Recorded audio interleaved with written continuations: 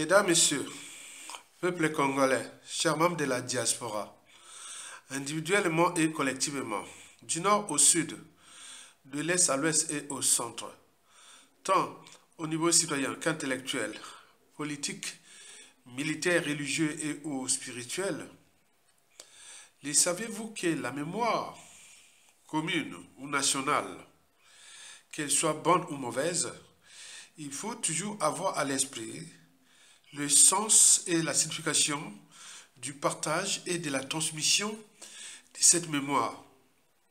Et pourquoi? C'est pour éviter la répétition et ou la récurrence des mêmes erreurs, des mêmes drames, des mêmes tragédies, la répétition des amalgames, du négationnisme, du révisionnisme, de la guerre des mémoires, de la compromission, de la repentance. C'est un peuple qui n'a pas d'avenir. C'est exactement ce que nous subissons depuis l'assassinat ou le triple assassinat du commandant président Marine Ngouabi, président en exercice, suivi quelques jours après du cardinal Émile Biaïnda et puis du prédécesseur de Marine Ngouabi, le président Alphonse Massamba Deba. En l'espace d'une semaine, du 18 mars au 25 mars 1977, trois destins de haut niveau de notre pays étaient brisés par Sassou Nguesso. Il est toujours là.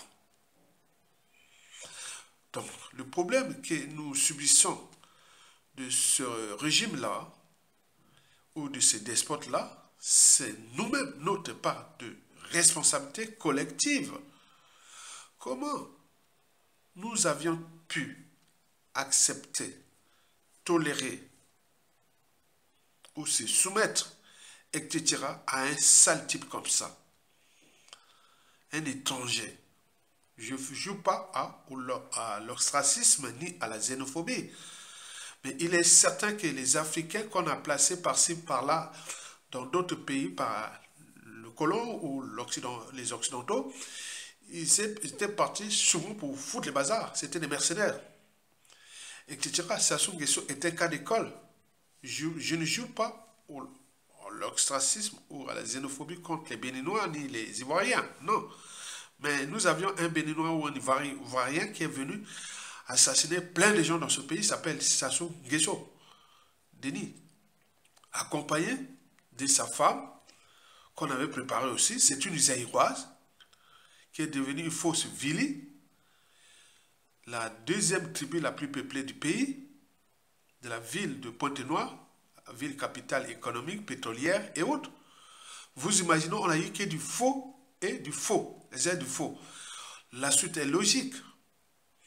Et si, et seulement si, mesdames, messieurs, on prenait notre responsabilité historique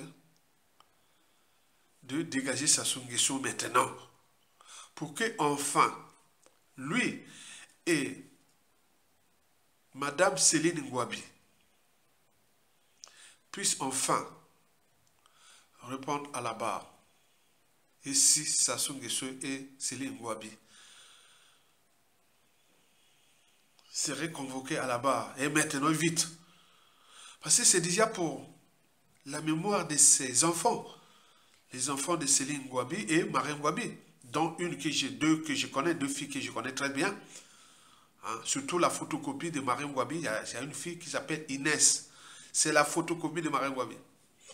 Quand j'étais toujours avec elle là, c'est au début des années 2000. Mais c'est la photocopie, hein. C'est la copie de Marine Ngouabi. Et donc, toutes ces histoires-là, donc il faut qu'on règle ça pour le futur, puisque le futur, c'est justement le passé et le présent qu'on ignore. Il a tué plein de témoins, mais l'auteur est là. Puisque cette histoire-là que vous allez entendre là, au départ, c'était sur fond d'appartenance, de géopolitique nord-sud. Les spéculations allaient bon train. Par exemple, que c'était le pacte des nordistes et qui consistait à empêcher Marine Ngouabi de remettre le pouvoir au sud à Massamba Deba, son prédécesseur. Et que les nordistes s'étaient fédérés associé pour assassiner Marien Gouabi pour prendre le pouvoir, pour garder le pouvoir au nord. Et cette histoire-là, oh mon Dieu, quand j'ai entendu ça, tu es citoyen.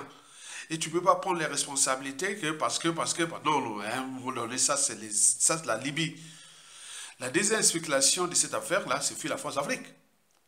Ça peut être la cause que la France Afrique et le pétrolier à l'époque Elf Aquitaine, devenu Total, ne voulait plus de Marien Gouabi parce que Marien Gouabi empêchait Total ou Elf Aquitaine d'exploiter librement, piller le pétrole là. Donc ils avaient trouvé quelqu'un qui s'appelle Sassou Nguesso, donc ils ont joué avec Marien Gouabi comme on joue dans un jeu d'échecs.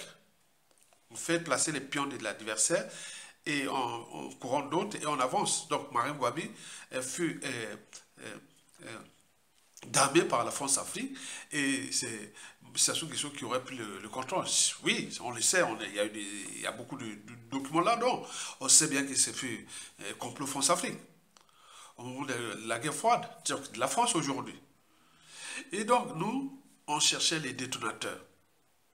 Donc ils avançaient, maintenant il restait les détonateurs. Mais Marien Gouabi aurait pu mourir d'une autre manière. Mais pourquoi était vite précipité?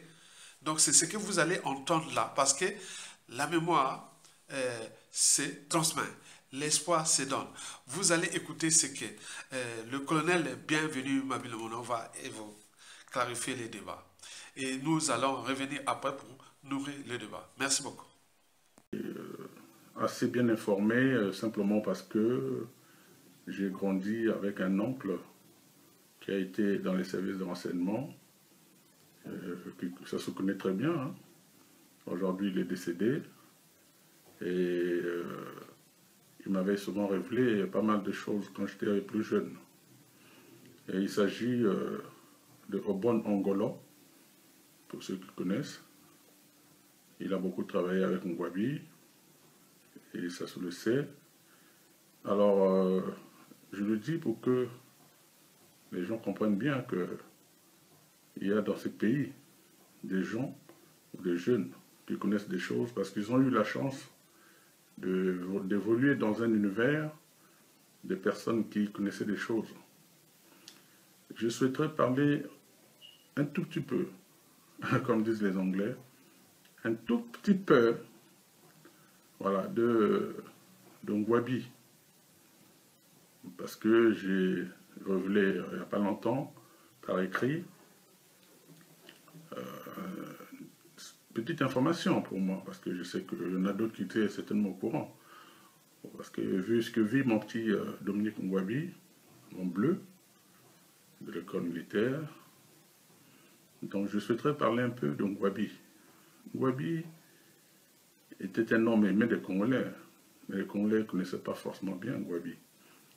Moi, comme je l'ai dit, j'ai eu la chance d'avoir un oncle, M. Obon Ongolo, qui a été dans les services de renseignement et qui a travaillé aux côtés de Marien Gouabi et qui me racontait un certain nombre de choses pour que je ne sois pas, je veux dire, aveugle. Voilà. Donc, Ngouabi est mort en 1977, comme tout le monde le sait, le 18 mars. Avant sa mort, il régnait au Congo un climat de tension. Un climat qui était dû au fait que Marien Gouabi suspectait M. Sassou Nguesso de faire la cour, pour ne pas dire sortir avec sa femme, Céline. Un bon jour, Marien Gouabi a eu au bout de fil un homme dont la voix ne faisait pas de doute selon lui que c'était la voix de M. Sassou Nguesso. Sassou Nguesso avait appelé chez Ngouabi et voulait parler à sa femme, Céline. Elle est encore en vie, hein? Donc ce que je dis, si c'est faux, eh ben, Céline peut démentir. Mais en tout cas, je ne dis pas seulement des faussetés, donc voilà. Et donc il y a un homme de service qui décroche le téléphone et qui laisse patienter pour aller chercher Madame Céline. Et entre-temps, Ngouabi, que Sassou croyait certainement sorti de chez lui, est revenu, je ne sais pas s'il venait rechercher quelque chose, mais en venant, il voit le téléphone décroché et le combiné laissé de côté. Donc, un homme curieux, il prend le combiné, et il dit allô, ben, Sassou répond au bout de fil, et rapidement Sassou comprend que c'était Ngouabi, et il coupe. Et Sassou, Ngouabi le connaissait, donc Ngouabi a reconnu le timbre de la voix, il dit mais ça c'est Sassou. Mais dans le doute, il a voulu vérifier cela. Comme Ngouabi était, on va dire, un homme un peu impulsif par moment, au lieu de faire travailler discrètement les services pour découvrir qui était l'auteur de ce coup de fil, il s'est lui-même mis à s'agiter, il est allé jusqu'au PTT pour vouloir retracer d'où venait le coup de fil pour avoir le cœur net. Bon. Lui était convaincu que c'était Sassou au bout de fil. Mais toujours est-il que les gens, je ne sais pas si c'était comme Sassou était dans les services d'enseignement, certainement il y avait ces hommes qui ont empêché Ngouabi de découvrir cette vérité. Mais il était vraiment remonté contre, Ngouabi était remonté contre Sassou. Et c'est Yombi qui, encore comme d'habitude, vient jouer les sauveurs, qui dit à Ngouabi, voilà, nous ne sommes pas nombreux, donc il ne faut pas le frapper parce que déjà nous ne sommes pas nombreux. Enfin, Ngouabi a éteint le feu. Non, pardon, Yombi a éteint le feu. Mais Ngouabi, on avait au travers de la gorge. Hein. Et comme si cela ne suffisait pas, le même Sassou, avec sa fameuse femme Antoinette, qui ne met pas au monde depuis qu'elle est avec Sassou, parce qu'elle a eu 2 enfants avant, avec un homme de Chaumont, hein, Bongonora, et donc le fils c'est Christ, et puis elle a eu avant Christ une fille, Sandrine, comment elle s'appelle déjà, voilà. Bon, enfin, bref, le nom m'échappe, mais enfin, Blandine, voilà, qui était d'ailleurs mariée à Gom. Avant cela, elle s'était aventurée avec beaucoup de personnes, hein, Jean-Claude Kakou, mon papa Otina, le vieux Otis, que l'on voulait d'ailleurs imposer. Otis qui est l'ami de Mokoko, la même promotion. Et c'est d'ailleurs par Otis que j'ai connu Mokoko quand j'étais jeune.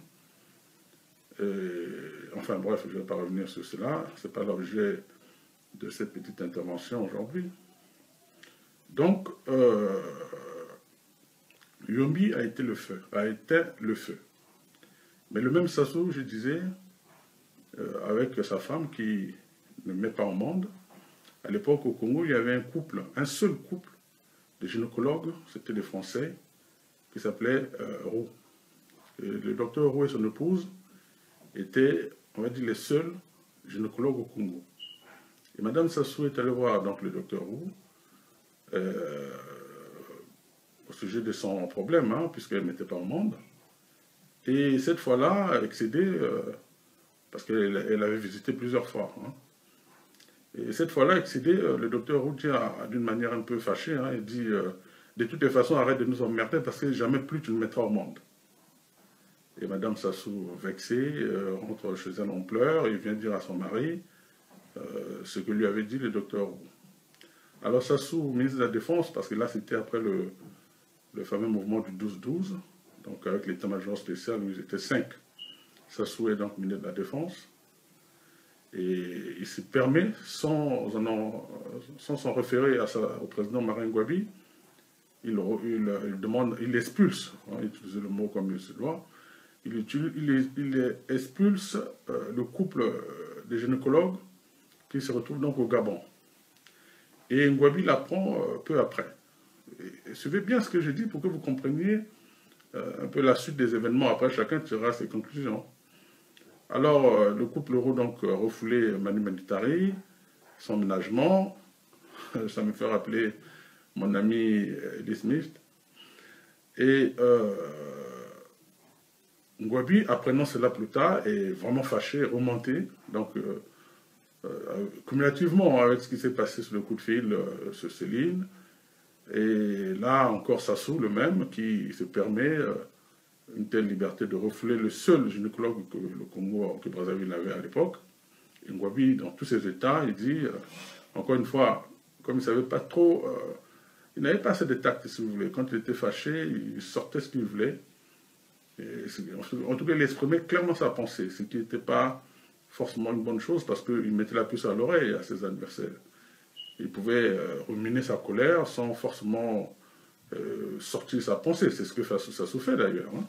Sassou, certainement, en ayant tiré des enseignements des erreurs de Ngouabi, a compris que vaut mieux ruminer sa colère, mais pas forcément exprimer ce que l'on pense, parce qu'on met dans la tête de son adversaire un certain nombre d'idées qui peut, et lui, s'il est intelligent, il peut dévancer. C'est ce qui arrive d'ailleurs en Ngouabi. Alors Ngouabi vient, dans sa fougue, il dit à Sassou, ça y est, c'est fini, je vais te virer cette fois, clairement. Et donc Ngouabi s'est préparé pour organiser un nouveau congrès extraordinaire qui devait, où le but c'était de virer Sassou. Et Ngouabi, ça c'est mon oncle hein, qui me raconte, hein. Et Sassou, pris de peur, déjà pour cette histoire de Céline, hein, il était vraiment, il croyait que c'était fini hein, pour lui. Alors Sassou, intelligemment, comme Yombi, le même Yombi toujours, que Sassou a beaucoup manipulé aussi.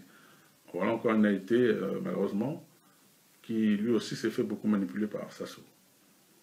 D'ailleurs, je voudrais quand même dire aussi, avant de continuer, que Ngouabi, bien qu'ayant une fibre nationaliste, on va le dire, il avait quand même un côté, on va dire, tribaliste aussi.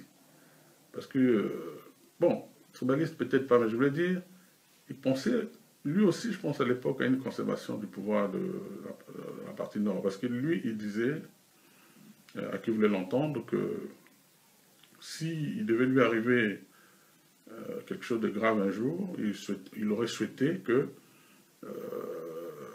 l'après lui soit assuré. Il y avait 4 personnes en tête. Donc il y avait en premier lieu Biopango, il y avait ensuite Katali, il y avait Nyombela et il y avait Sassou. Bon. L'un des critères très déterminants chez Ngouabi, c'était, on va dire, la cupidité. C'est-à-dire ceux qui aimaient vraiment l'argent. Ngouabi n'aimait pas trop les gens qui étaient attachés à l'argent.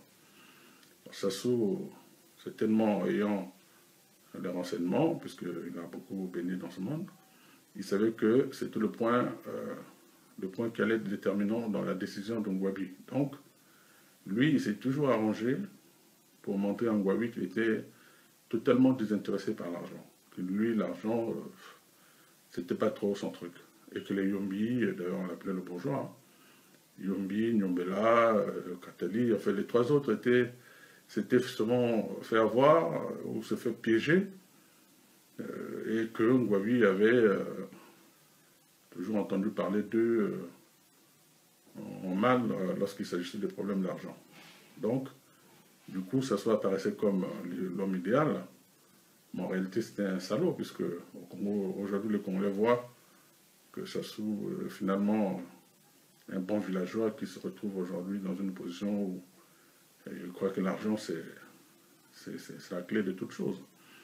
Et d'ailleurs, pour nous qui avions grandi dans le même univers que ses enfants, nous savons que dans les années 80, on avait tous le sentiment que, même à ses enfants, Sassou ne mettait pas l'argent en avant. Bon, mais c'était un jeu hein, qu'il jouait à l'époque. Le PCT était encore bien structuré. Aujourd'hui, il considère qu'il a conquis tout. Donc, il laisse libre cours à ses vraies passions où son vrai caractère ressort aujourd'hui. Alors, Ngouabi, donc fâché,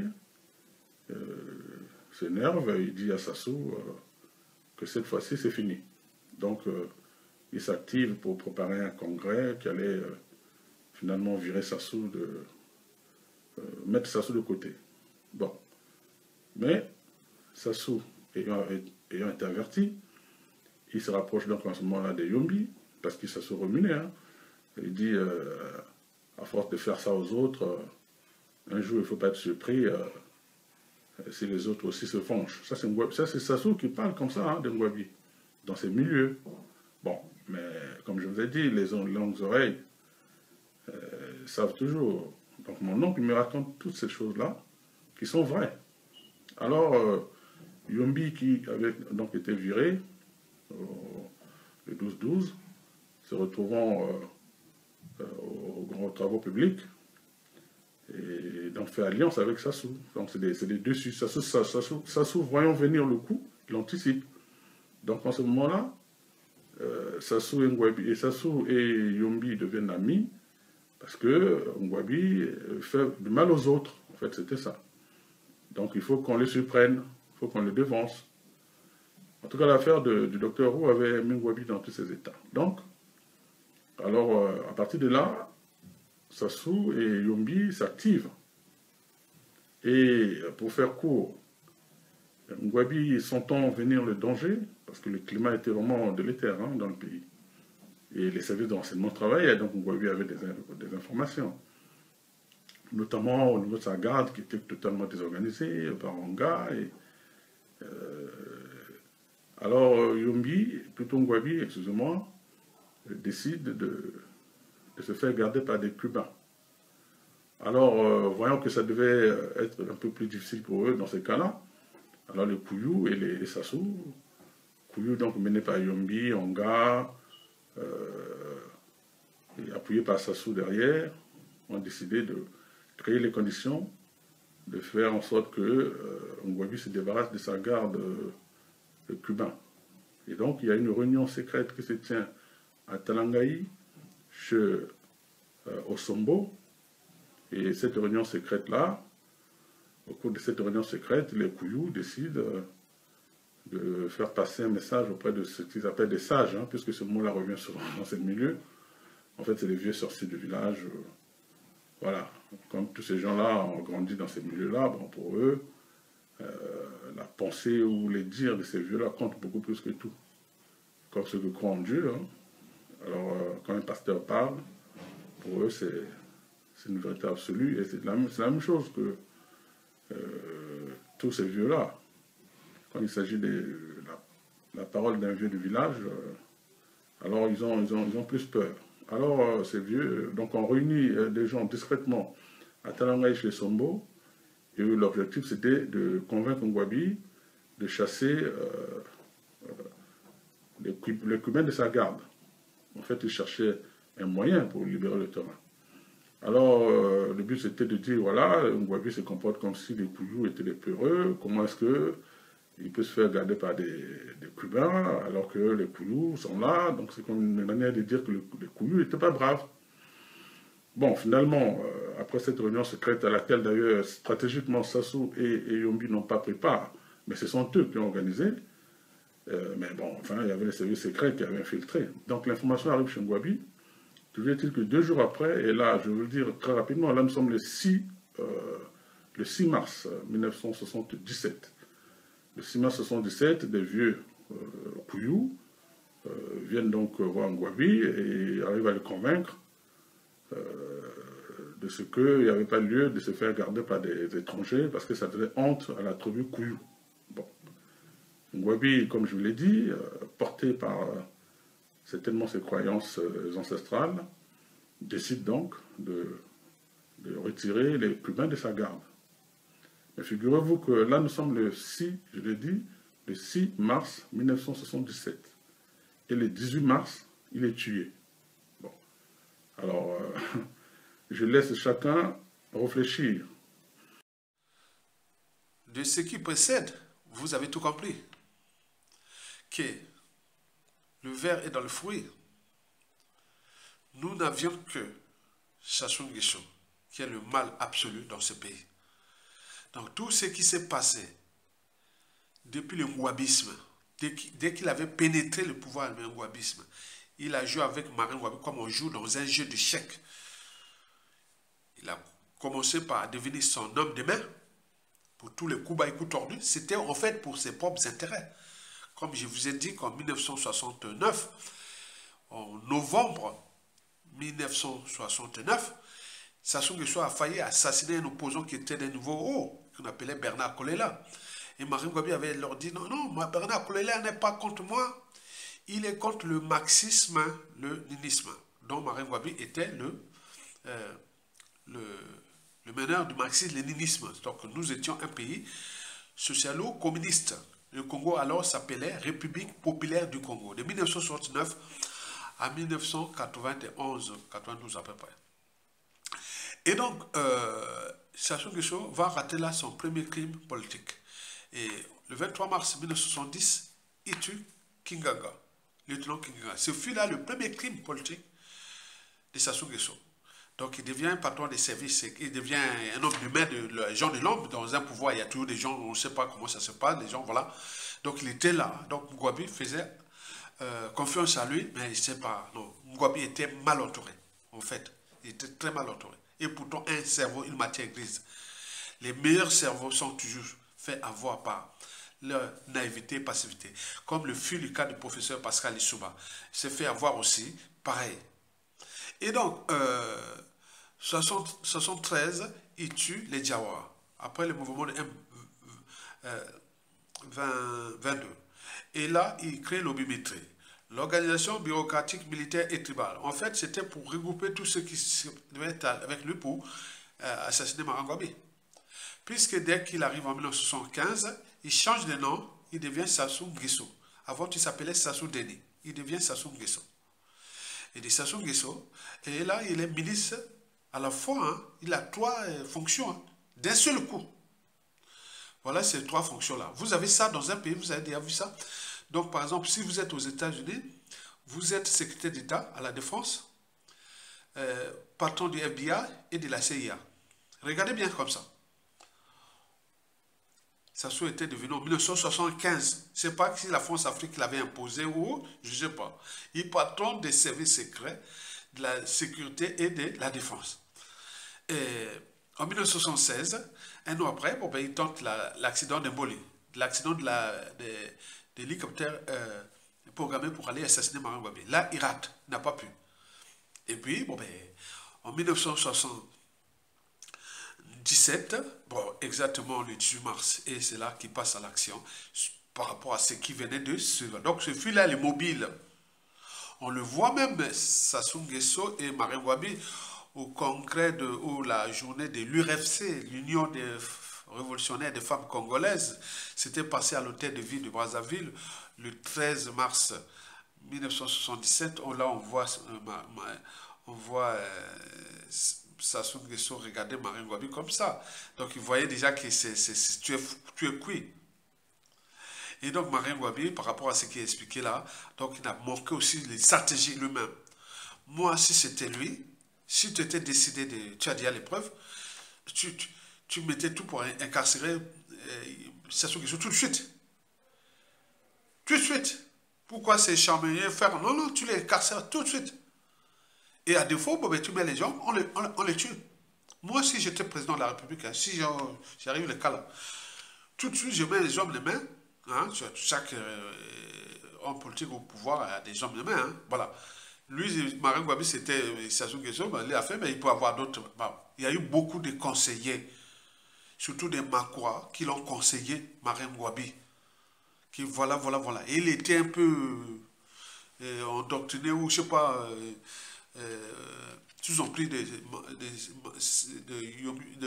Yomio Pango et pas Yomio Pango, de Sassou Nguesso. Donc s'il avait écouté les Makwa, quand on en parlait, il ne serait pas mort. Vous avez tout compris? Très bien. À bientôt. Donc, vous avez là quelques éléments qui font que si on ne règle pas ce problème-là, nous risquerons de choper un salaud, qu'il soit civil ou militaire. Il sera même encouragé parce que le salaud-là aura pour mission de remettre l'autorité de l'État, l'ordre, l'autorité de l'État, et etc. Et surtout, l'autorité-là passe par la révolution judiciaire. Donc, nous aurons tous ces hommes. Est-ce que vous avez déjà vu des femmes être emprisonnées sous Sassou Nguesso? Non, parce que ce sont ces maîtres et tout compagnie. Mais là, la chute de Sassou là, tous ces ministres-là qui sont là de Sassou là, tous les gars là, tu vas voir les femmes et hommes, ils vont aller en prison. Tous à la clé. Vous allez voir ça. C'est ça. Donc, l'autorité de l'État. Assainir le climat des affaires et s'acharner contre ceux qui nous ont fait du mal. D'accord. Vous allez voir ça. Likez, partagez et soutenez la résistance. Tokolonga, à bientôt. Mama Yonda Langi, Alangi Ito, Elenger Kuma Mbiamba Nyakumu, Tedu Ape, Isang Pembamba Kusu. tongo ibo pembe tongo ibia nombi saton ba bia no mi komiani ni fodo ba saton bina babangi dai la mwana elenge kuma biswari kura kusa noka twala njora no saton fa kubano nombo da porta amba saton elenge kuma bia mba kura tai saton fa bia no mi komiani biswari kura kusa noka sa pipibamba kema diwa fe elenge bisali sambi mwadi yake amba foto nyama mwa mbwene mbanga kyolo bamba mbwende sasu noifo satombi pabiano satoko mwana no sasu tala wazori kama waka satoko mwana no kaya kuitwa mbi sambe na benga satayo kumano elenge kuma mbia mataira ngo ni sa pipibamba mureko na tayo nyama sasu nyama nguano ngia kupano ni ndungu elenge kuma nyama isa pipibima mbwele tegua pe telenge elenge mimore nyama elenge mie bembe nyama tegua pe Jason maka kyolo bima mbwele nyama elenge sisa